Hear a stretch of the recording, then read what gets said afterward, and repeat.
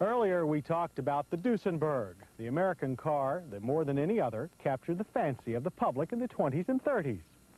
If we could pick a current American car with anything close to that kind of appeal in the 80s and 90s, it would undoubtedly be the Corvette.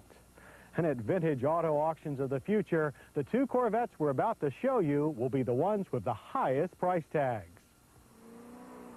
The two we're talking about are the ZR1 and the Callaway Twin Turbo, Corvettes that outperform some of the finest exotics in the world. We managed to get these twins together last fall for a few impressions and acceleration runs at Pocono International Raceway. We'd driven the ZR1 before, but this was our first try with a production version. Starting at $59,175, the ZR1 gets all Z51 Corvette options as standard, including 13-inch front brake rotors and FX3 selective ride control. Special bodywork stretches to cover 3 inches more width, which comes from Monster 315/35 Z-rated 17-inch tires. Of course, the real substance is under the hood. The 5.7-liter all-aluminum V8 with its twin overhead cams, sequential fuel injection, and 12 quarts of oil is rated at 385 horsepower. Torque output is 370 pound-feet. The engine reaches peak horsepower at 5,800 RPM, a bit high compared to what we're used to in V8s. And it pushed our car through the quarter mile in 12.9 seconds, ending at 111 miles per hour. 0 to 60 took 4.5 seconds.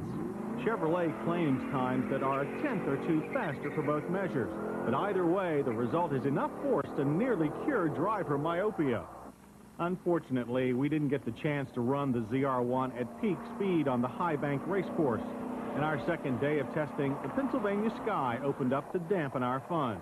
All was not lost. We did come away impressed with the ZR1's wet weather traction.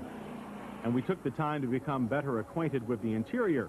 All Corvette interiors have been redesigned for 1990. The tack and auxiliary gauges are now analog, while speed reads digitally. Generally, everything is easier to see, read, and use. The biggest problem with the ZR1 is that only 3,000 of them will be made this model year.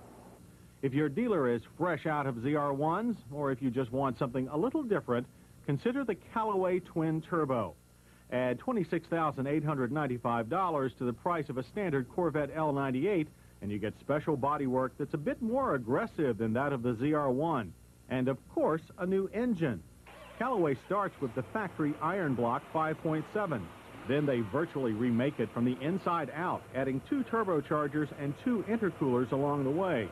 The result is 390 horsepower and an astounding 570 pound-feet of torque. Quarter-mile acceleration ends up being slightly better than that of the ZR1. Our Callaway covered the quarter mile in 12.7 seconds, finishing at 114 miles per hour. 0 to 60 took 4.5 seconds, the same as the ZR1.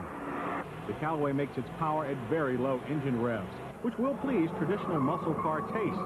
It's one of those engines that gets it all over with quickly.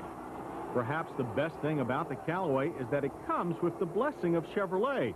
It can be ordered from your dealer, just like the ZR1.